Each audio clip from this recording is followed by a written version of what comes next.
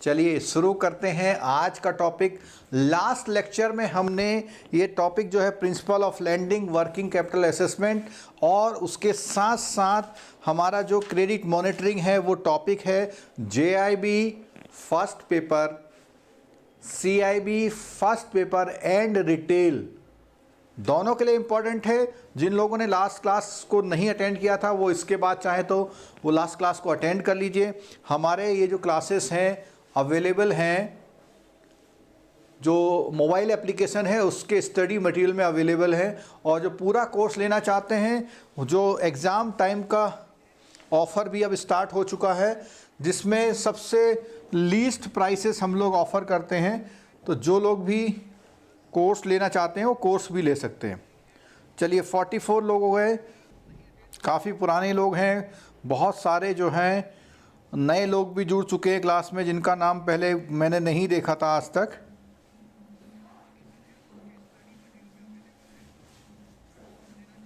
Class शुरू होते ही एक डिसलाइक भी आ गया, वेरी गुड। अभी तो क्लास शुरू ही नहीं हुई, डिसलाइक पहले आ गया।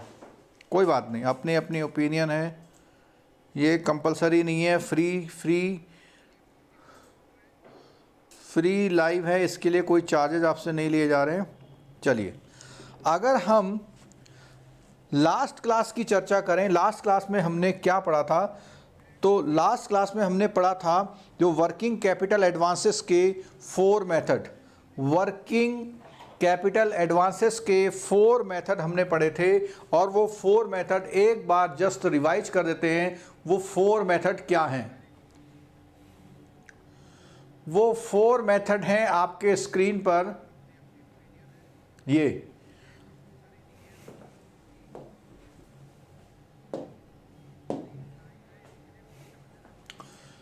देखिए, ये 4 वर्किंग कैपिटल असेसमेंट के मेथड हैं, जिसमें से हमने 3 मेथड कवर कर लिए थे। 4th मेथड अब शुरू हो रहा है, तो इसको ध्यान से आप लोग देखिएगा। उसका नाम है कैश बजट मेथड, उसका नाम है कैश बजट मेथड। और कैश बजट मेथड का क्या इंपॉर्टेंस है, कैसे कैसे इसमें हमें क्या क्या चीज़ पढ़ना है, तो उसके बारे में देखिए। Most bank state that for an assessment of working capital needs of A borrower who enjoy और रिक्वायर्स फंड बेस्ड लिमिट। तो एक इंपॉर्टेंट बात आ गई यहाँ पर कि कैश बजट मेथड कहाँ यूज होता है। अगर 10 करोड़ से ऊपर की लिमिट, टर्नओवर से कोई मतलब नहीं है, आप लोन कितना लिमिट, वर्किंग कैपिटल यानी CC लिमिट कितने की, अगर आप 10 करोड़ से ऊपर की बना रहे हैं। अगर मैं बात करूं आपका शुगर मिल है, राइस मिल है, या कोई बहुत बड़ा प्रोसेसिंग प्लांट है, तो ये सारी जो CC लिमिट्स होंगी वो मोस्टली 10 करोड़ से ऊपर चली जाती हैं। तो वहाँ पर बहुत बड़ी कोई प्रोसेसिंग कंपनी है तो उस तरह काम आता है। ये इंपॉर्टेंट क्वेश्चन है, ध्यान रखिएगा। The cash budget system should be used. अब कैश बजट होता क्या है? एक तो होता है फाइनेंशियल, आपका जो गवर्नमेंट जो बजट को करती है, एक तो वो बजट होता है। अब कैश बजट में क्या है? कैश बजट का मतलब है आपके पास जो मनी है in the form of cash, आना और जाना, उसका बजट, ठीक है। तो बोल रहा है एक is a statement of cash receipt and cash payment. मैंने आपको बोला कैश का आना और जाना, ठीक है। अब कैश का आना और जाना का मतलब चेक भी कैश की तरह होगा, पेमेंट आप किसी को चेक से कर रहे हैं तो वो भी कैश की तरह होगा, ठीक है। It is distinct from the cash flow. अब एक बात ध्यान रखना, कैश फ्लो से कैश बजट स्टेटमेंट अलग होता है। कैश फ्लो अलग चीज होती है और कैश बजट अलग होता है, ठीक है। In as much as the latter deals with both cash and non cash fund, ठीक है। तो वो क्या करता है, वो दोनों केस को वो करता है, इसको do not. While the cash budget deals with the cash transactions only, cash budget is a substitute for the operating cycle method for the assessment of the work। अब एक बात सुनिए, देखिए, इसको ऑपरेटिंग साइकिल्स का सब्स्टिट्यूट क्यों माना गया? केवल बड़ी अमाउंट होने की वजह से हम कैश बजट यूज कर रहे हैं। ऑपरेटिंग साइकिल में भी यही होता है कि अगर आपका 3 साल का प्रोसेस, 3 महीने का प्रोसेस है, 3 महीने में पैसा आ जाएगा, ऑपरेटिंग साइकिल, ठीक है। तो ये क्या है, उसी का सब्स्टिट्यूट है कैश बजट। और इसमें क्या होता है, cash budget is usually prepared for a short period, a week, fortnight, month और ए क्वार्टर, ठीक है। Cash budget has to have the following step in sequence when prepared for a quarter. Quarter के लिए अगर हम बनाएंगे तो ये उसके जो है सीक्वेंस रहेंगे। तो इसमें क्या क्या बातें निकल के आई? कैश बजट जो है कैश रिसीट और कैश पेमेंट का एक लेखा जोखा है, कितना पैसा आ रहा और कितना जा रहा। अब इसमें कोई सेल्स आपकी क्रेडिट है वो नहीं आएगी इसमें, ठीक है। और कैश फ्लो से ये बिल्कुल अलग होता है, जबकि कैश फ्लो में कैश और नॉन कैश दोनों आती हैं, और जबकि इसमें कैश बजट में सिर्फ कैश रिसीट और वो आती है, ठीक है। और usually prepare for a short period, दूसरी बात 10 करोड़ से ऊपर होता है, और आमतौर पर वीक, फोर्टनाइट, मंथली और क्वार्टर। अगर क्वार्टर के लिए करते हैं तो ये इंपॉर्टेंट बात है, actual receipt and payment during the first and second and the third month. देखो क्वार्टर की बात आई तो 3 महीने की बात आई, क्या है, actual receipt and payment during the first, second and third month, 3 महीनों का प्रोसेस देखा। The position of the cash surplus और डिफिसिट, ऐसा भी हो सकता है किसी महीने, जब पहले महीने क्या होगा आपके पास डिफिसिट होगा, जब आपकी सेल होने लग जाएगी तो सरप्लस हो सकता है। Is computed at monthly interval, और मंथली इंटरवल पर हम अपना वो करते हैं, इसीलिए यहाँ पे फर्स्ट, सेकंड और थर्ड मंथ का ऑप्शन दिया गया। A surplus is generated if the receipt exceeds the payment and the cash deficit. Simple बात है, अगर आपकी रिसीट ज़्यादा होंगी तो आप सरप्लस में हैं, और रिसीट आपकी कम होंगी तो आप क्या है, डेफिसिट में है। तो ये बात हुई, दो ए और बी, 2 पॉइंट हमारे हुए कि कैश बजट अगर क्वार्टरली प्रिपेयर होता है तो क्या होता है। नेक्स्ट पॉइंट आता है सी पॉइंट, क्या है, the opening cash balance for the first month, opening cash balance of the first month adjusted again the cash surplus deficit that is generated during the month. अब जैसे मान लिया आपने कहा जी 50,000 रुपये आज आपके पास कैश है, ये ओपनिंग है। अब अगर आपको ड्यूरिंग हो सरप्लस हुआ तो प्लस होगा, और डेफिसिट हुआ तो इसी 50 में से माइनस हो जाएगा। The adjusted figure is the closing balance at the end of first month, पहले महीने में, which becomes the opening balance of the next month. तो क्या होता है, इधर का एंड, इधर का ओपनिंग, इधर का एंड, इधर का ओपनिंग, तो ऐसे शिफ्ट होके चलता है, सिंपल सा, ठीक है। आगे देखते हैं, डी पॉइंट है, a cash surplus generated during a month result in a higher closing cash balance vis-a-vis the opening balance of the month। और आपका सरप्लस क्या करेगा, एक तो एक्स्ट्रा जनरेशन होगा और नेक्स्ट मंथ के लिए ओपनिंग बैलेंस का काम करेगा।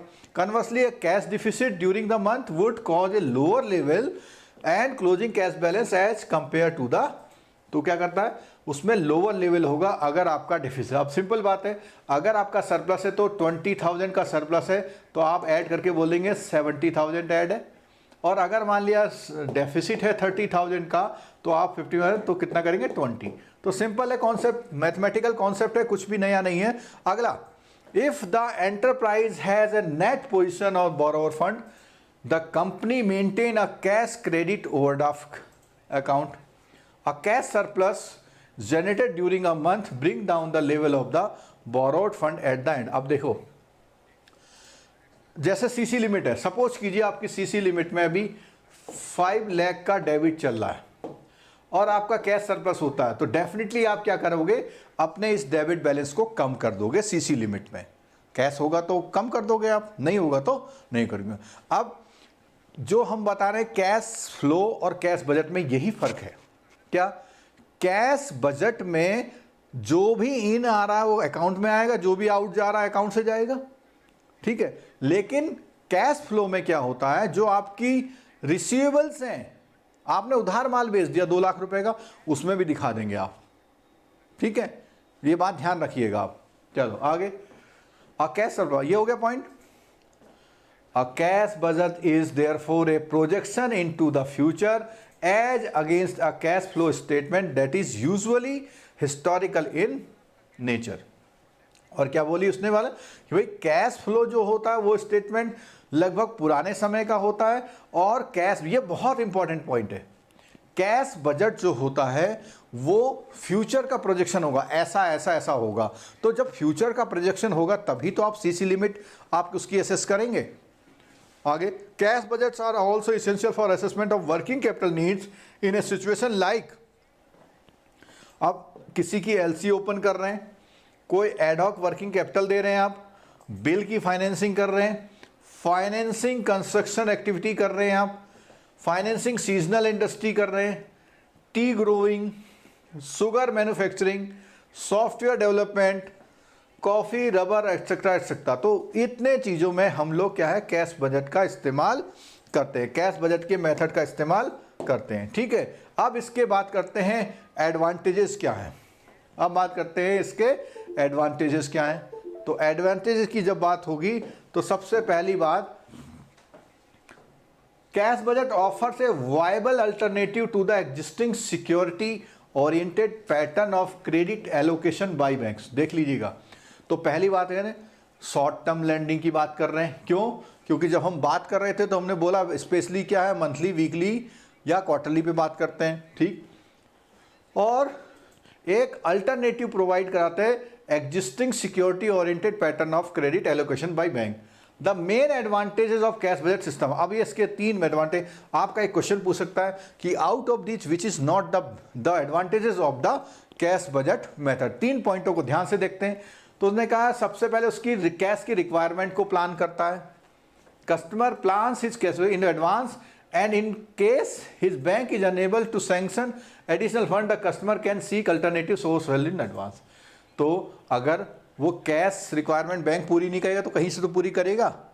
आगे, the banker is in close touch with his customer, he would therefore be able to spot any danger signals quickly and initiate corrective action. यानी क्योंकि शॉर्ट टर्म की बात हो रही है, तो शॉर्ट टर्म में कोई भी, अब मान लिया हम कोई बहुत बड़ा हाउसिंग प्रोजेक्ट बनाने लग गए 500 हाउसेस का, पर लगा 2 साल लगेंगे उसमें, लेकिन कैश बजट क्या है, शॉर्ट टर्म पीरियड के लिए होता है, तो तुरंत पता लग जाता है कि क्या चीज़ वो हो सकती है। ठीक है, आगे, the banker can plan his resources to meet expected credit demand, credit planning would thus become a meaningful exercise. अब क्या बोलता है, the banker can plan his resources to meet expected credit demands. यानी जो बैंकर है वो ये जान सकता है कि हमें कितना, हमसे कितने लोग पैसा मांगने आ सकते हैं। Credit planning would thus become a meaningful exercise. और कैश की प्लानिंग करना, क्रेडिट की प्लानिंग करना एक मीनिंगफुल एक्सरसाइज है। ठीक है, आगे बात करते हैं हम। नेक्स्ट चीज है इसमें आपकी इस बुक में बेस रेट सिस्टम। चलो इसके लिए हम थोड़ी सी कहानी सुनाते हैं आपको। ये बेस रेट सिस्टम क्यों आया, बेस रेट सिस्टम क्यों आया? कोई आप लोग आंसर करेंगे, बेस रेट सिस्टम से पहले कौन सा रेट सिस्टम चलता था? जो लोग नए आए हैं उनको सभी को गुड इवनिंग। चलो, तो मैं आपको कहानी सुना रहा था बेस रेट से पहले। जो है मैंने आपसे क्वेश्चन पूछा कि बेस रेट से पहले किस नाम से जाने थे। बहुत बच्चों ने आंसर दिया है PLR, और दूसरों कुछ लोगों ने दिया है BPLR। 2 आंसर मुझे मिले हैं, एक मिला PLR, एक है BPLR। ठीक है, देखो PLR है प्राइम लेंडिंग रेट, BPLR का मतलब है बेंचमार्क प्राइम लेंडिंग रेट, यानी लेंडिंग रेट, और कौन सा, प्राइम लैंडिंग रेट। ठीक है, अब मैं एक और वर्ड लिख रहा हूं, क्या किसी इसके अलावा कोई आंसर दे पाए आप लोग? नहीं दे पाए ना, कोई बात नहीं। मैं यहां लिख रहा हूं SPLR। कोई SPLR की फुल फॉर्म बता देगा तो मेरी कहानी आपको समझ में आ जाएगी कि बेस रेट का सिस्टम क्या है। कोई भी SPLR की फुल फॉर्म बता देगा तो हमारी कहानी और आगे बढ़ेगी। जब तक आप आंसर करते हैं मैं आपको बताता हूं। आप लोगों के आंसर किसी के नहीं आ पाए, कोई बात नहीं, मैंने आपका आंसर लिख दिया है। SPLR का मतलब है सब PLR, सब का मतलब सब प्राइम लैंडिंग रेट। अब सब का मतलब क्या है? उस PLR से भी कुछ कम। तो पहले बैंक क्या करते थे, कुछ कॉरपोरेट को एक स्पेशल बेनिफिट देते थे। आप लेने गए PMEGP का कोई लोन, आपको उसने बोला कि साहब हम आपको 11% में देंगे, और कोई बड़ा कॉरपोरेट हाउस आया तो उसको बोला हम 7% में दे देंगे क्योंकि आप 500 करोड़ हमसे ले रहे हैं। इसी को बोलते हैं सब प्राइम लैंडिंग रेट। यानी बैंकों ने दो PLR का भी एक सब प्राइम लैंडिंग रेट कर लिया था और वो बड़े कॉरपोरेट को बेनिफिट देता था। उसके बाद RBI ने कहा नहीं भाई ये बेईमानी नहीं चलेगी, आप ऐसा नहीं करेंगे। उसके लिए RBI ने कुछ गाइडलाइन निकाली, ठीक है। और वो गाइडलाइन में देखिए यहाँ साफ साफ लिखा हुआ है, कब किया? Constitution of working capital working group of benchmark prime lending rate BPLR, annual policy statement, chairman Shri Deepak Mohanty, ठीक है, ये हमारे वो डिप्टी गवर्नर थे। To review the BPLR system, suggest a change to make credit policy more transparent and based on the committee recommendation the base rate system has replace BPLR system. और कब से? 1 जुलाई 2010 से बेस रेट का system लागू हो गया। और वो सारे all those element of the lending rates that are common across all category of borrower। अब आपको कहानी बिल्कुल सही समझ में आ गई होगी। all categories of borrower, that lending rate that are common across all categories of borrower, चाहे बड़े कॉर्पोरेट आ जाएं चाहे नीचे आ जाएं, उनका एक uniform rate. There can only be one base rate for each bank। अब देखिएगा बेस रेट कौन डिसाइड करता है? पर्टिकुलर बैंक, ठीक है। However banks have freedom to choose any benchmark to arrive single base rate. अब वो कहता है कोई भी बेंचमार्क जो एग्जिस्टिंग है उनको यूज करके आप बेस रेट लाइए, ठीक। The same needs to be disclose transparently as per RBI guideline. इन जो जुलाई 2012 में इस कमेटी की जब रिकमेंड, तो loan could be price without reference to the base rate. क्या है? कौन से, जब ये पॉलिसी आई तो कुछ लोन तो ऐसे थे जिसमें बेस रेट का कॉन्सेप्ट नहीं आएगा। DRI advances, loan to the bank own employ, loan to bank depositors against their own deposit. ये 3 केसेस में बेस रेट का फंडा लागू नहीं होगा, ठीक है। तो ये मैंने कहानी के द्वारा आपको बता दिया और आप इस कहानी को एग्री भी करते होंगे, ठीक है, आप इस कहानी को एग्री भी करते होंगे। अब बात आती है कि BPLR और आपका बेस रेट में क्या डिफरेंस है। तो बहुत सारी चीज़ें आपको पता लगी हो, केवल मैं इंपॉर्टेंट बात पे आपसे बात करूंगा। पहली बात तो है base rate is much transparent and banks are not allowed to lend below. क्या बिलो? कि आप उससे नीचे एडवांस नहीं करेंगे बेस रेट के, एक्सपोर्ट और केस स्पेसिफिक, जो अभी ऊपर आपको केस 3 बताए गए थे। Base rate is to be reviewed by the respective bank at least quarterly. देखो एक क्वेश्चन है, बेस रेट को क्वार्टरली वो करना था और पब्लिक को डिस्क्लोज करना था और अपनी वेबसाइट वगैरह में करना था। More over the BPLR were mostly not transparent. तो ये बात हो गई, तो ये बेसिक डिफरेंस हो गया। अब बात आती है कि बेस रेट की कैलकुलेशन कैसे होगी। बेस रेट की कैलकुलेशन कैसे होगी? पहली बात तो मैंने बताई थी कि बैंकों को DRI differential rate of interest, बहुत अच्छा क्वेश्चन पूछा है। और ये जो DRI का क्वेश्चन है इसके बारे में भी बता देता हूं आपको ये क्वेश्चन JIB वालों को मिलने वाला है आने वाले एग्जाम में, और वो क्वेश्चन है DRI का टारगेट।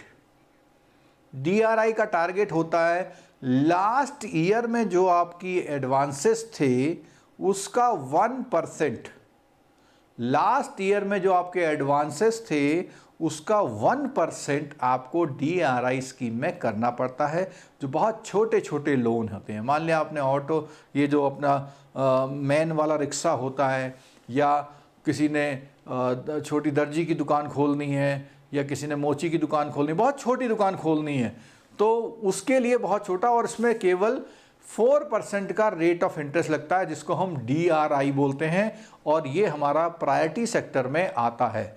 अगर आपने DRI सेक्टर में DRI एडवांस दिया है तो ये प्रायोरिटी सेक्टर में आता है। ठीक हो गया। चलो आगे देखिए, तो कैलकुलेशन कैसे होती है, कैलकुलेशन के कुछ बेसिक चीज़ हैं उसमें। तो उसमें क्या है, सबसे पहले भैया रेट कैसे डिसाइड होंगे, रेट डिसाइड होंगे कि आपकी कॉस्टिंग क्या आ रही है, आपकी कॉस्टिंग क्या आ रही है, उस कॉस्टिंग में एक फिक्स मार्जिन आप रख लीजिए और बेस रेट डिसाइड कर लीजिए। कैसे बोला, देखो इसमें क्या बोला, तो उसमें पहले क्या है, कॉन्स्टिट्यूएंट में बोला, पहले बोला card interest rate on retail deposit जो कि 15 लाख से कम है, with 1 year maturity, adjusted for Kasa deposit, adjustment for the negative carry in respect of CRR। अब देखो CRR और SLR, CRR में कोई इंटरेस्ट मिलता नहीं है तो वो क्या करेंगे, उनको माइनस कर लेंगे, उतने डिपॉजिट को हटा देंगे जो आपने CRR या SLR में रखे। अनकलेक्टेबल अनएलोकेटेबल ओवरहेड कॉस्ट फॉर, अब ओवरहेड कॉस्ट क्या होती है बैंक की, आपका जो जितना भी एक्सपेंसेस हैं वो शामिल कर लेंगे, which would comprise A minimum set of overhead cost element और एवरेज रिटर्न ऑन नेटवर्थ। इतनी बातों को ध्यान में रखेंगे तो ही आप बेस रेट डिसाइड करेंगे। ठीक है। अब आ जाती है applicability of base rate where subvention of or refinance is available. अब सबवेंशन क्या होता है, देखिए सबवेंशन होता है जहां गवर्नमेंट कुछ इंटरेस्ट कंसेशन देती है, इंटरेस्ट का कंसेशन देती है, उसे सबवेंशन बोलते हैं या छूट बोल सकते हैं। ठीक है। या कोई रीफाइनेंस की अवेलेबिलिटी, तो rate charge as stated below will not be constituted as violation, और ऐसे मामले में अगर आपने रेट डाउन भी कर दिया तो इसको वायलेशन नहीं मानेंगे। और इंटरेस्ट रेट सबवेंशन कहाँ कहाँ अवेलेबल है, आपको पता है, एक तो क्रॉप लोन में अवेलेबल है, एक्सपोर्ट क्रेडिट में अवेलेबल है, और इसमें वो लिखा हुआ नहीं है, कुछ जो है MSME के एडवांस हैं उसमें भी सबवेंशन अवेलेबल होता है। ठीक है। In the case of crop loan up to ₹3 lakh, मेरा आपसे क्वेश्चन है, क्या इस फिगर में कोई चेंज तो नहीं हुआ, for which subvention is available bank should charge farmer the interest rate as stipulated by the government. तो गवर्नमेंट ऑफ इंडिया तो सुपीरियर है ही, गवर्नमेंट ऑफ इंडिया सुपीरियर है, तो गवर्नमेंट ऑफ इंडिया कुछ भी चाहे, जो भी चाहेगी वो कर सकती है। क्लियर हो गई बात बिल्कुल। आप लोग आंसर दीजिए, KCC पर जो इंटरेस्ट सबवेंशन की स्कीम है वो कितने लाख तक अवेलेबल है। हाँ, अब तो MCLR हो गया है बिल्कुल, लेकिन हम पूरी कहानी पे बेस रेट, सबसे पहले BPLR, अब बेस रेट, अब MCLR पे आएंगे। 3 लाख है, बिल्कुल ठीक है, कोई चेंज नहीं हुआ है, तो 3 लाख तक ही है। एक्सपोर्ट की बात करें, all tenor of rupees export credit advance will be at और above the base rate. Export के एडवांसेस में जो होगा, जो कि बेस रेट पर या बेस रेट से ऊपर, बी एट और अबव लिखा हुआ है, अगर दिए जाएंगे in respect of cases where subvention of government of India available, bank will have to be reduce the interest rate chargeable to the exporter as per base rate. तो वो कह रहा है एक्सपोर्टर वाले में भी जिसमें सबवेंशन मिल रहा है उसको डाउन करना पड़ेगा बाय द अमाउंट ऑफ, कितने अमाउंट से, जितना उसको सबवेंशन अवेलेबल है। जैसे इसमें कितना 2% अवेलेबल होता है, कहीं लिखा हुआ 2%, लिखा हुआ नहीं है, 2% सबवेंशन अवेलेबल है। If as a consequence the interest rate change to be exporter goes below the base rate. तो ये 2 केसेस में आपका जो बेस रेट का अगर, चलो अब आया अगला, केसेस वेयर रीफाइनेंस कहां पे अवेलेबल है, financing of grid and decentralize solar, जिसको photovoltaic and thermal application as part of the JNNSM, Jawaharlal Nehru national solar mission. जैसे रूरल लिवलीहुड मिशन होता है, ऐसे ही सोलर मिशन है, अर्बन मिशन है, Under the scheme, banks may extend subsidized loan to the enterprise at interest rate not exceeding 5%, where the refinance of 2% from the, अब देखो क्या बोलता है इसमें कहता है कि जहां पर भी आपने कोई ऐसा लोन दे रखा है जहां पे 5% से ज़्यादा की क्या है, the interest rate not exceeding नहीं है, where refinance of 2% from the government India available, तो यहाँ पर जो है रिफाइनेंस अवेलेबल होता है। दूसरा case, financial assistance under micro credit scheme, national SC/ST schedule tribe finance and development corporation और national handicapped finance development corporation. और इसमें क्या होता है, इन दोनों तीनों केसेस में बैंक में charge interest at the rate prescribed under the scheme of, जो भी स्कीम है उसमें वो कर सकता है, ठीक है। बैंक में charge interest at the rate of prescribed under the scheme of national सफाई कर्मचारी finance development corporation, the extent of refinance is available. तो ये जो जितने रूल आए हमारे पैक्स की बात आ रही है, तो कहाँ कहाँ पे रीफाइनेंस की अवेलेबिलिटी बैंकों की होती है, ठीक है। चलो अब ओवरऑल बात आ रही है क्रेडिट मैनेजमेंट की। तो क्रेडिट मैनेजमेंट से मतलब है लोन के मैनेजमेंट कैसे होंगे। अभी जो हमारी ये लाइव क्लासेस चल रही हैं, टेक्स्ट बुक रीडिंग की लाइव क्लासेस चल रही हैं, इसमें जो भी आपके डाउट्स हैं, छोटे छोटे डाउट्स कहीं पर भी आपको नज़र आते हैं, तो वो सारे डाउट कवर करने की हम कोशिश कर रहे हैं, क्योंकि अभी भी हमारे पास इतना टाइम है कि हम किसी भी तरह अपने कोर्स को लाइन टू लाइन कवर कर लें। DRI differential rate of interest कितने बार तो मैंने बता दिया। चलो आप लोग लेट आते हैं तो वो दिक्कत होती है। Credit management, credit management is the management of credit portfolio of the bank and financial institution. The expression credit refers to the short term loan and advances as well to medium and long term and off balance sheet item. तो ये सारे जितने transaction हैं वो सारे हमारे इसमें cover हो रहे हैं कि क्रेडिट का मतलब ये क्या क्या चीज़ें होती हैं, कौन कौन से लोन आते हैं। Management include with in its purview pre sanction appraisal, sanction, documentation, disbursement and post. कई बार क्वेश्चन आया हुआ है, देखिए कई बार क्वेश्चन आया हुआ है, इनका सीक्वेंस बनाइए। सबसे पहले क्या हुआ है, प्री सैंक्शन होता है अप्रेजल, उसके बाद सैंक्शन होता है, उसके बाद डॉक्यूमेंटेशन है, डिस्बर्समेंट है, और उसके बाद पोस्ट है, और उसका सुपरविजन एंड कंट्रोल है। In the highly competitive and deregulated environment, banks and financial institution have to evolve a better system और प्रोसीजर। और इन सब चीज़ों को देखते हुए बैंकों को क्या करना पड़ता है, एक अच्छा सिस्टम अपना बनाना पड़ता है, जिससे कि बैंक अपने कॉम्पिटिटर से अच्छा काम कर पाए, ठीक है। और क्या करता है, to manage the needs of their highly demanding customer particularly in the corporate and retail sector, the development of the past decade have totally change the credit management perspective. तो ये सारी चीज़ें हो गई हैं। तो इसमें क्या क्या चीज़ें हैं क्रेडिट मैनेजमेंट में, देखो ये एक इंपॉर्टेंट चीज़ आ गई है। क्रेडिट मैनेजमेंट में बैंक क्या क्या करता है, क्वेश्चन आपसे पूछा सकता है। कैपिटल एडिक्वेसी नॉर्म्स, बेसिल के जो नॉर्म्स हैं वो क्रेडिट की वजह से करने पड़ते हैं उसको, ठीक है। रिस्क मैनेजमेंट करना पड़ता है, इंक्लूडिंग एसेट लायबिलिटी, ALM भी करना पड़ता है। एक्सपोजर नॉर्म है कि किसको कितना देना है, किसी पार्टी को इतने % से ज़्यादा, इतनी कैपिटल से ज़्यादा नहीं दे सकते। रिस्क की प्राइसिंग पॉलिसी और क्रेडिट रिस्क रेटिंग करनी पड़ती है। एसेट क्लासिफिकेशन और NPA की बात करनी पड़ती है। Appraisal, credit decision making and loan review, ये सारी चीज़ें करनी पड़ती हैं उसे, ठीक है। अब क्या है, अप्रैल 2002 से the exposure ceiling 15% of the capital fund on the, देखो ये एक इंपॉर्टेंट क्वेश्चन लिख दे रहा हूं, ये आपके एग्जाम में आने वाला है। ये क्वेश्चन आपके एग्जाम में आने वाला है, जिसको बोलते हैं एक्सपोजर नॉर्म्स। क्या बोलते हैं, 15% है इंडिविजुअल के लिए, 40% है ग्रुप के लिए, और अगर इंफ्रास्ट्रक्चर प्रोजेक्ट है तो ये 40 का 50 है और 10 का कहाँ लिखा हुआ है, exposure to borrow belonging to may exceed the exposure 40% of the banks capital fund by additional 10% 50 provided additional exposure on account of the credit. इसमें ये लिखा हुआ नहीं है, लेकिन ये 15 से 20 है। चलो मैं आपको इसको समझा देता हूं।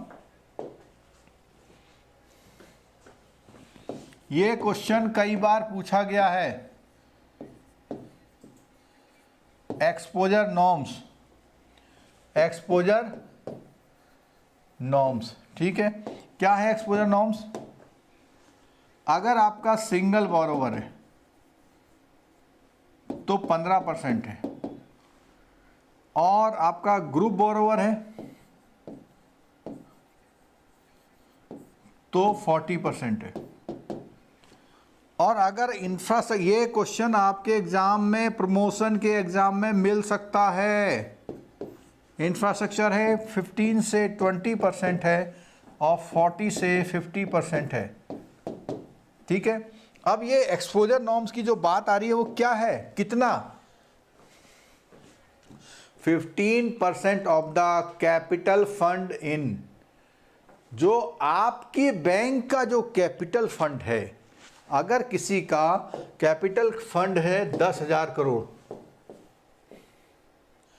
10,000 करोड़ का 15% हुआ 1,500 करोड़, तो आप किसी इंडिविजुअल बोरोवर को 1,500 करोड़ से ज़्यादा का एडवांस नहीं देंगे। ऐसा ये नॉर्म्स इसलिए आए हैं, चलो पता नहीं क्या पूछ रहे हैं, हाँ, तो 1,500 करोड़ से ज़्यादा आप किसी सिंगल को नहीं दे पाएंगे। अगर वो इंफ्रास्ट्रक्चर प्रोजेक्ट के लिए लोन ले रहा तो इसका आप 20% कर सकते हैं, यानी 2,000 करोड़। क्लियर होगी बात, ठीक है। अच्छा, आगे आते हैं हम लोग। मैंने बताया ये क्वेश्चन आपके एग्जाम में रखा हो सकता है, बाकी रहिए। Several risk affected credit decision, the main risk और क्रेडिट रिस्क। अब ये भी पता है आपको, ये दोनों रिस्क जो है, क्रेडिट और मार्केट रिस्क, और क्रेडिट के अलावा ऑपरेशन रिस्क, ये 3 रिस्कों को देखना पड़ता है। Credit risk is defined as the possibility of loss.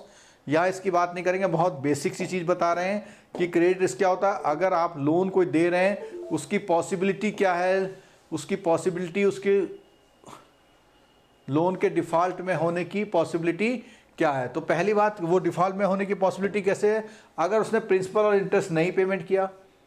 Fund may not be fourth coming from client upon invocation of LC और गारंटी। अब क्या है कि जिस समय एलसी और गारंटी का टाइम पूरा हो और वो पूरा पैसा ना दे, ठीक है। उसके अलावा payment of series of payment due to the counter party, यानी उसके पास जो पेमेंट आना था वो पेमेंट सीक्वेंशियली नहीं आए ट्रेजरी ऑपरेशन के केस में। Fund security settlement may not be affected by the security trading. तो सिक्योरिटी ट्रेडिंग में जो फंड का सेटलमेंट होता है वो आपको नहीं मिल रहा है। Availability and free transfer of foreign currency fund में आइदर सीज, यानी बंद हो जाए, या कुछ रेस्ट्रिक्शन लग जाए, तो उस समय किसी कंट्री के द्वारा तो भी ये प्रॉब्लम आती है, ठीक है। अब ये क्वेश्चन जो है जेआईबी सीआईबी के लिए इंपॉर्टेंट है, क्योंकि सीआईबी के बेसल में कई बार कोई पूछा था out of this which is not the market risk. तो मार्केट रिस्क होता है जब बैंक लोन के अलावा इन्वेस्टमेंट करता है, जैसे मनी मार्केट में इन्वेस्टमेंट करता है, ट्रेजरी मार्केट में, जहां पर भी इन्वेस्टमेंट करेगा, क्योंकि बैंक अपने फंड को कहीं ना कहीं तो लगाएगा, या तो लोन देगा या इन्वेस्टमेंट करेगा। तो उस इन्वेस्टमेंट की बात आ रही है। Liquidity risk, interest rate risk, commodity price risk, foreign exchange rate risk और इक्विटी प्राइस रिस्क। तो ये जो सारे हैं ये एग्जाम्पल हैं किसके? मार्केट रिस्क की, ठीक है। Asset and liability management committee function is the top operational unit of a bank. Bank also face another risk known as the operation risk. तो 2 रिस्क तो बता दिए, क्रेडिट रिस्क तो बताया, लोन से, मार्केट रिस्क बताया इन्वेस्टमेंट से, और ऑपरेशन रिस्क बताया उसकी ऑपरेशन यूनिट के फेलियर होने के। The operation risk arises from the human और टेक्निकल एरर और acts of omission and commission such in effectiveness और ब्रेक डाउन, स्ट्राइक, सारा कुछ आपका सिस्टम फेलियर हो जाए, आपका ऑडिट फेलियर हो जाए, आपके वहाँ स्ट्राइक हो जाए, आपके वहाँ कोई डैमेज हो जाए, कैलेमिटी हो जाए, ये सारी चीज़ें कवर होती हैं हमारी किसमें? ऑपरेशन रिस्क में, ठीक है। बहुत सिंपल सी बात आगे आ रही है कि 4 कैटेगरी में हम लोग लोन को डिवाइड करते हैं, सबको पता है, हमारी एनपीए की क्लास में साफ साफ बताया गया है, स्टैंडर्ड, सब स्टैंडर्ड, डाउटफुल और लॉस। ठीक है, अब और क्या बोल रहे हैं, क्रेडिट मैनेजमेंट में क्या है, जो रिन्यूअल और रिव्यू होते हैं। अब आपसे मैं पूछूं कि what is the difference between renew and review, renew and review में क्या फर्क होता है। हम ये बात करते हैं रिन्यू और रिन्यू में क्या फर्क होता है। देखो, रिन्यू जो होता है बड़ी एक्सरसाइज होती है और रिव्यू छोटी एक्सरसाइज होती है। रिन्यू में सारे डॉक्यूमेंट दोबारा लिए जाते हैं, रिव्यू में बस ऐसे ही देख लिया, हाँ पिछला अकाउंट सही चल रहा है, ठीक है, एनपीए नहीं हुआ था, अकाउंट सही चल रहा है, तो ये चीज़ें बात है। ठीक है, the loan accounts are send to the borrower well in advance through the renewal for the working capital advance as per the present practice is done annually. तो क्या बोला इन्होंने, देखो रिन्यूअल एनुअली है for those loan account showing sign of incipient sickness and deteriorating credit risk. देखो, अगर आपका खाता खराब है तो ये क्वेश्चन आ सकता है, खाता खराब है तो रिन्यूअल आप एनुअली करेंगे, क्वार्टरली शॉर्ट रिव्यू करेंगे जब आपका खाता ज़्यादा खराब है तो। ठीक है, क्लोज मॉनिटरिंग करेंगे लोन अकाउंट को विद हाई और deteriorating credit risk by branches and controlling office और हेड ऑफिस, सब उस पर लग जाएंगे, भैया ये खाता खराब आपका क्यों हो रहा है, तो वो पूरी कंट्रोलिंग उस तरह से उसमें होगी। अब देखो ये क्या है, ये बहुत अच्छा एक टेक्निकल वर्ड है, बैंक में बहुत यूज़ किया जाता है। क्या, कौन सा है ये वर्ड, और ये वर्ड है diversion siphoning of fund. Diversion का मतलब है कि पैसा लिया आपने स्टॉक खरीदने के लिए और लगा दिया शेयर मार्केट में। ठीक है, क्लियर हो गया।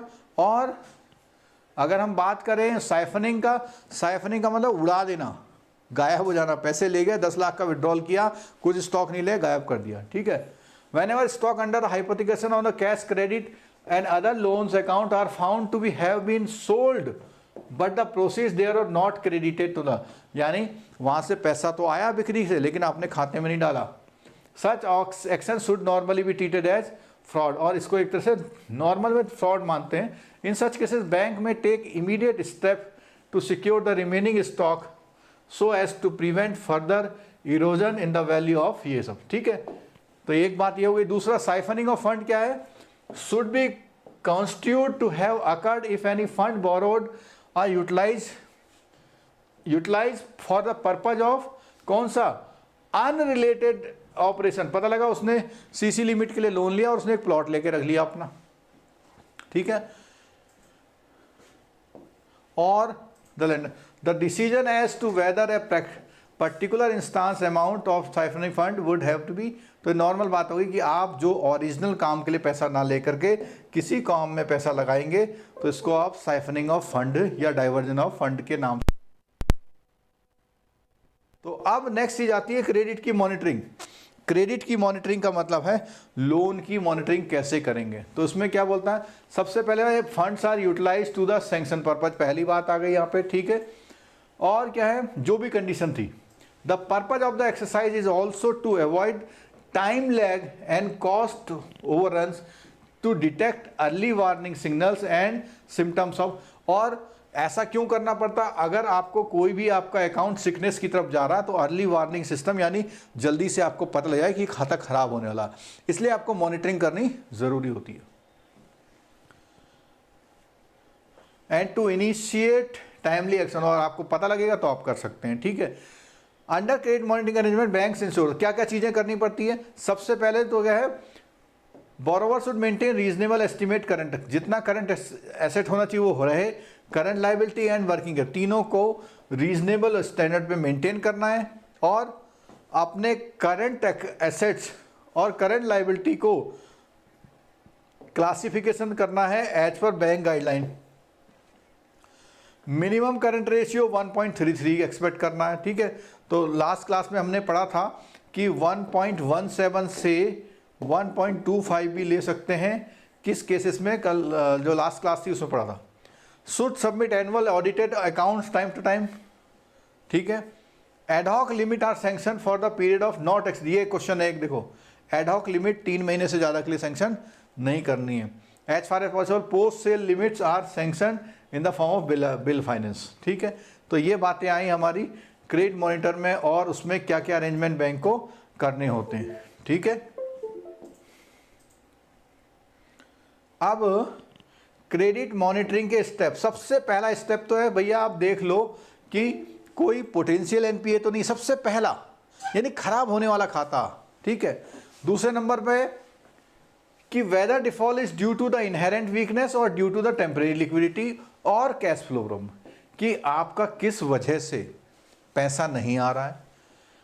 पहले आपने देखा अकाउंट खराब होने वाला है या हो रहा है, फिर आपने देखा कि किस वजह से उसको पेमेंट नहीं आ रही है, और आप उसे कंटिजेंसी हेल्प करें, जैसे एडॉक लिमिट दे दें। उसने कहा साहब वो बोरोवर की वहाँ कुछ ऐसी प्रॉब्लम आ गई थी, उसका ट्रक पलट गया था, तो 3 महीने बाद पेमेंट आएगी, तो उसको टेम्परेरी लिमिट दे दीजिए। ठीक है, जिससे उसका अगला वाला काम चलता रहे। ठीक है, फिर आगे if limit are found to be inadequate leading, तो उसमें क्या करें, बोरोवर को करो सबमिट रिन्यूअल प्रपोजल दो और उसकी लिमिट को आप बढ़ा दीजिए। अगर if the checks are drawn on party not related to the business or heavy cash withdrawal, तो no corresponding increase in stock, pass check for payment after a detail. अगर मान लिया आपको लगता है उसके उसमें वो इतने ज़्यादा विड्रॉल हो रहे हैं और जो कि उसके बिजनेस से रिलेटेड नहीं है, तो आप बहुत बढ़िया गहरी स्क्रूटनी उस पर आप करेंगे। ठीक है, visit the factory immediately, the stock statement is not submitted very, तो स्टॉक स्टेटमेंट देखिए और उसकी फैक्ट्री में विजिट करिए।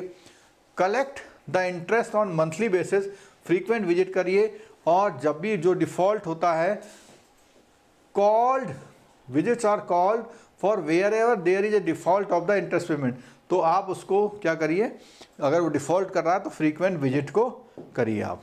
ठीक है, जब हमने लिमिटेशन एक्ट पढ़ा था तो उस समय इसकी बात आई थी डॉक्यूमेंट को लाइव रखना और उसको स्क्रूटनाइज करना। Implement the report of the concurrent auditor, कोई भी अगर रिपोर्ट हुई है, इंस्पेक्शन हुआ है, रीजनल मेजर हुआ है, विजिट हुई है, तो वो जो भी कह रहे हैं उसको इम्प्लीमेंट करना। Read the local newspaper daily, ascertain the position of account whether the banks exchange information about the is consortium meeting, तो कोई ऐसी चीज़ है, रेगुलर न्यूज़पेपर पढ़ने से आपको सब पता रहता है कि और क्या क्या चीज़ें, मान लिया किसी और बैंक ने कोई न्यूज़ दी तो आपको पता लग जाएगा। ठीक है, initiate any other step prevent, तो ये सारी बातें क्रेडिट मॉनिटरिंग की उसमें स्टेप में आई थी। ठीक है, अब नेक्स्ट है इसमें पार्ट सरसई का। क्या नेक्स्ट पार्ट है, सरसई। ये नया कॉन्सेप्ट है, पहले नहीं था इसमें ये कॉन्सेप्ट। जब से सरफेसी एक्ट आया है तब से, सरफेसी एक्ट आया 2002 से, तो क्या हुआ कि सरफेसी एक्ट में जब वो प्रॉपर्टी बेचने गए तो पता लगा ये प्रॉपर्टी तो 2 जगह मॉर्गेज है, ये प्रॉपर्टी तो 2 जगह मॉर्गेज है। तो उसका क्या रेमेडी निकाला, उसका रेमेडी निकालने के लिए उन्होंने कहा कि हम ऐसा करते हैं, एक सेटअप करते हैं सरसई का। क्या है, central registry of securitisation asset reconstruction and security interest of India. ठीक है, सरसई का central registry for securitisation asset reconstruction and security interest of India. ठीक है, तो ये आप इसकी फुल फॉर्म जो है ये ध्यान रखिएगा। Under the provision of SARFAESI act में क्या रहेगा, और कहाँ से ऑपरेशनल हुई सेंट्रल रजिस्ट्री, 2011 से। और इसमें जो भी आपके मॉर्गेज के डीड के पेपर है ना, टाइटल डीड के मॉर्गेज वाले, ये मॉर्गेज के लिए यूज होती है, उसको आप क्या करेंगे, सिक्योर्ड क्रेडिटर का मतलब ऐसा बैंक जिसने लोन दे रखा है, required to be registered, the record maintain by the central registry will be available for search for any lender of any other person desirous to dealing with the property. अब देखो, अब एक question में बताता हूँ, क्या सरसई की रिसर्च, सरसई के सर्च के लिए एक आम आदमी भी जा सकता है, तो इन्होंने बोला हाँ जा सकता है।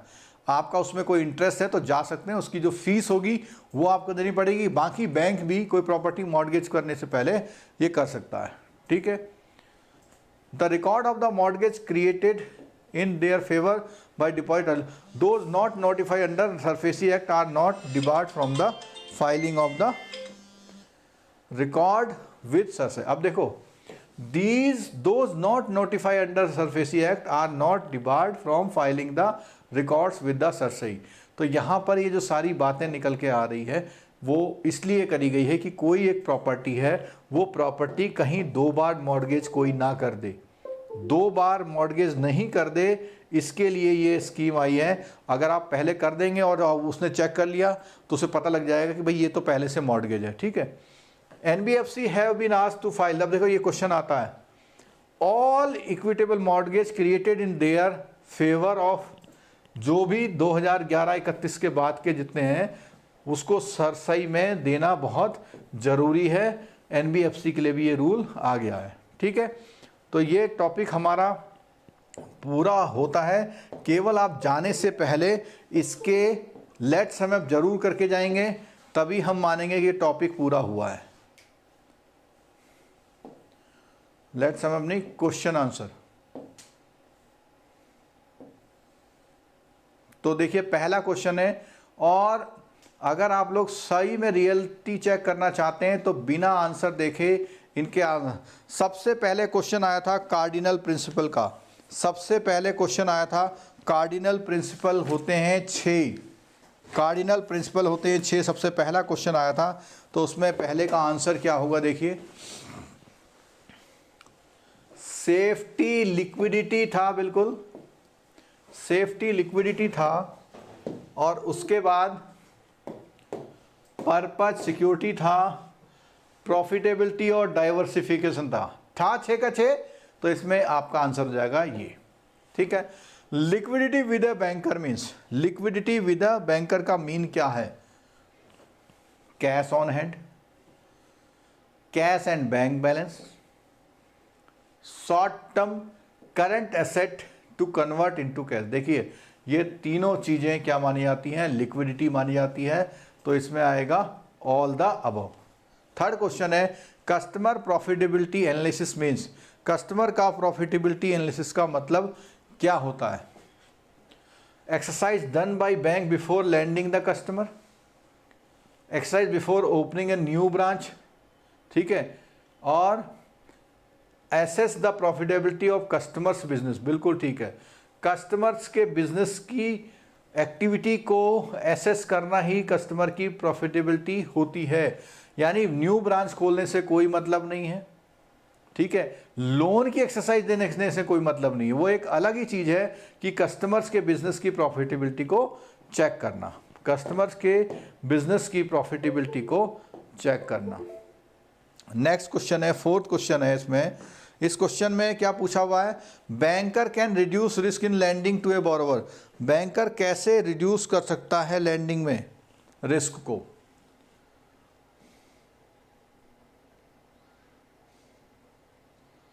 हाँ जी, फोर्थ का आंसर दीजिए, बाय ऑब्टेनिंग एडिक्वेट सिक्योरिटी, कि वो सिक्योरिटी अच्छी ले ले तो रिड्यूस कर सकता है। By ensuring that there will be no problem of liquidity with the borrower, ये इंश्योर करके भैया ये लोन बिल्कुल ठीक चलेगा। अगला है by ensuring that there will be no default on account of the lack of liquidity and lack of willingness to pay the on the part of the borrower, यानी लैक ऑफ लिक्विडिटी, ठीक है, और दूसरा क्या है, lack of willingness, दोनों बातें हैं।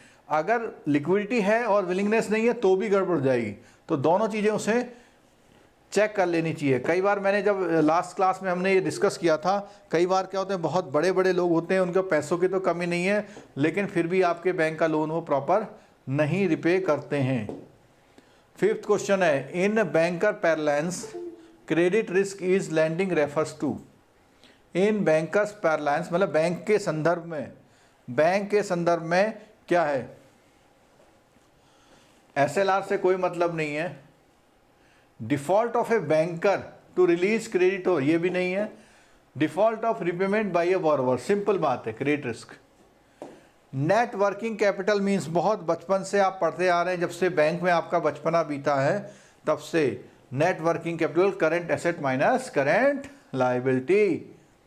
Seventh, major current assets are, major current assets are, कौन कौन से करेंट एसेट्स मेजर होते हैं, marketable investment, cash receivables and inventories, inventories cash and receivables. देखो यहां पे ये चीज तो यहां पर आ जा रही है, लेकिन ये जो मार्केटेबल इन्वेस्टमेंट होते हैं ये भी आपके करंट एसेट्स की तरह होते हैं, जो आपने ऐसे इन्वेस्टमेंट किए जिसको आप किसी को ट्रांसफ़र कर लें तो वो भी करंट एसेट में आते हैं। ठीक है, 8th क्वेश्चन देखिए आप लोग, what are the sources of working capital. Working capital कहाँ से आती है? ट्रेड क्रेडिट से आती है, अनसिक्योर्ड लोन से आती है, डिपॉजिट से आती है, बैंक की बोरोइंग से आती है, एडवांस पेमेंट से आती है, और आपकी जो नेट वर्किंग कैपिटल है वहाँ से आती है। तो आपकी वर्किंग कैपिटल को जो हमने एक न्यूमेरिकल भी किया था, उस न्यूमेरिकल में नेट वर्किंग कैपिटल को भी ये माना था कि वो आपके पास है, वो आपके पास है। तो उस कंडीशन में अगर आपके वर्किंग कैपिटल एक्स्ट्रा है तो आपको वर्किंग कैपिटल एडवांस कम मिलेगा। ठीक है,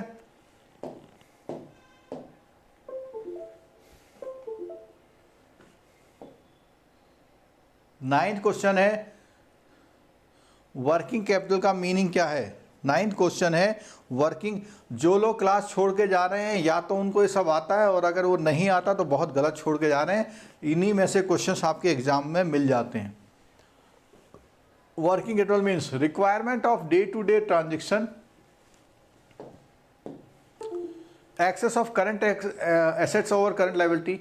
तो ये जो है वर्किंग कैपिटल नहीं होती है, ये क्या होती है? नेट वर्किंग कैपिटल होती है। Fix asset minus current asset नहीं होती है, ये वाली है डे टू डे ट्रांजेक्शन के जो पैसा चाहिए उसको हम वर्किंग कैपिटल। टर्म लोन का मीन्स क्या होता है? टर्म लोन का मीन्स तीनों मिला लीजिए वो टर्म लोन होता है, तीनों मिला लीजिए तो टर्म लोन होता है। इसका आंसर हो जाएगा all of the above. 11 working capital needs are estimated by. Working capital needs कितना अच्छा क्वेश्चन बना रखा, कई लोग इसी क्वेश्चन को भी एग्जाम में गलत कराएंगे। ऑपरेटिंग साइकिल, प्रोजेक्टेड टर्नओवर और कैश बजट मेथड, 4 मेथड थे, 4 में से 3 दिए तो यहां बोल देंगे एनी ऑफ द अबव। ठीक है, नेक्स्ट क्वेश्चन देखिए अब,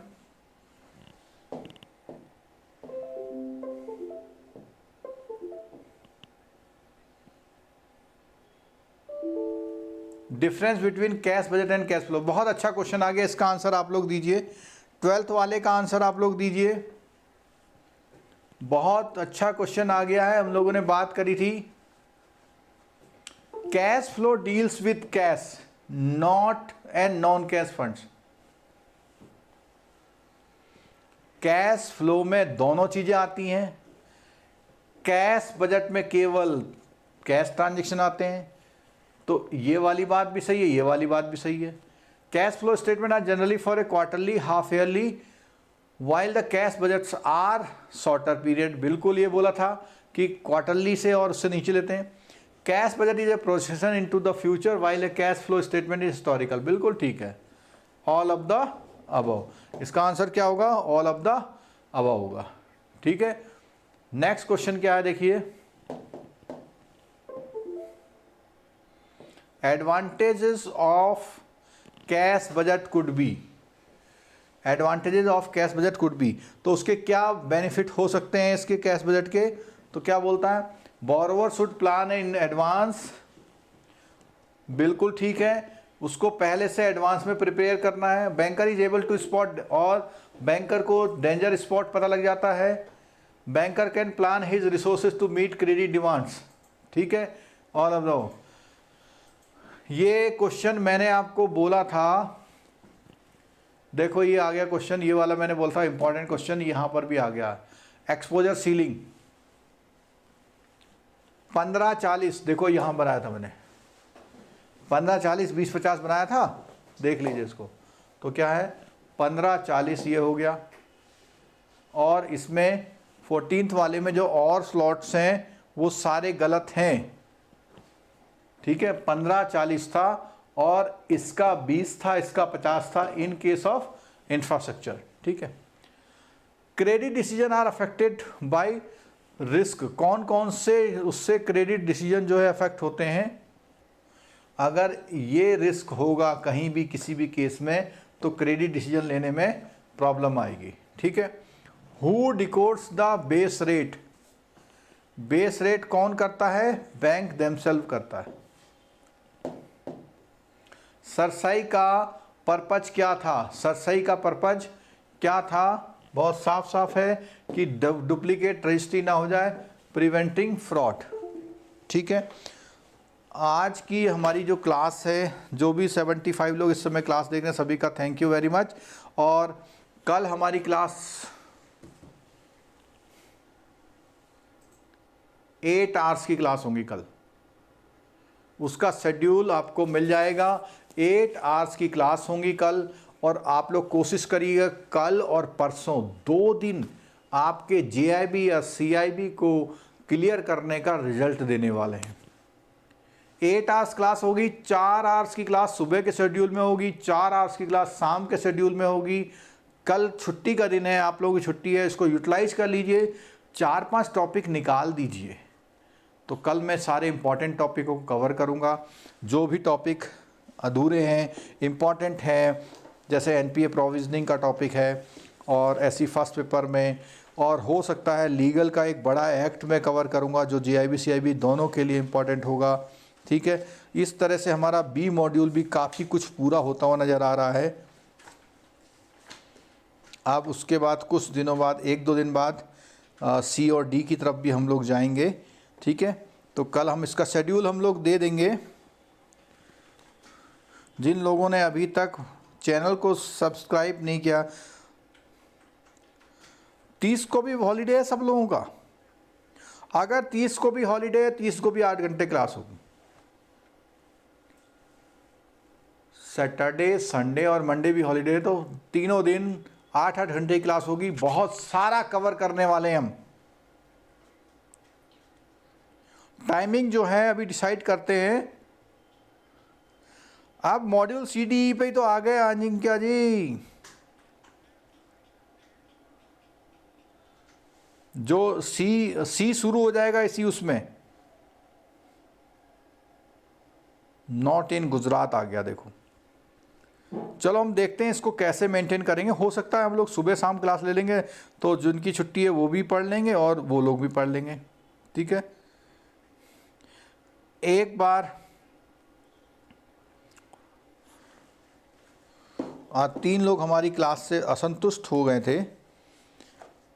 ठीक है, कभी कभी फिल्म हिट होती है, कभी कभी फिल्म हिट नहीं होती है, ऐसा भी होता है। थ्योरेटिकल चैप्टर था, पॉइंट टू पॉइंट कवर करने वाली बात थी। क्लास अच्छी है या बुरी है ये आपको पता लगेगा जब एग्ज़ाम में इसमें से क्वेश्चंस आपके आएंगे। अगर 2-3 क्वेश्चन हर क्लास से आ जाते हैं तो पास होने के लिए बहुत सफिशिएंट है। ठीक है, कोई बात नहीं, ठीक हो गया। ठीक है, और एक बार जिनका थोड़ा सा भी मन मोबाइल कोर्स लेने का है, वो लोग एक बार ऑफ़र ज़रूर जाके देख लीजिएगा। ठीक है, चलिए, आप लोगों के सपोर्ट के लिए बहुत बहुत धन्यवाद। अगर आप लोग क्लास नहीं देखेंगे तो हम पढ़ा नहीं पाएंगे। आप लोग क्लास देखते हैं तो हम अपना टाइम स्पेयर करते हैं और क्लास को लेने की कोशिश करते हैं ज़्यादा से ज़्यादा। तो मिलते हैं अब कल की क्लास में। टाइम के लिए आप देख लीजिएगा, और इसी के साथ आप जो है 3rd लीगल की स्ट्रेटजी भी लॉन्च हो चुकी है, उसको भी ज़रूर देख लीजिएगा तुरंत। ठीक है, थैंक यू वेरी मच।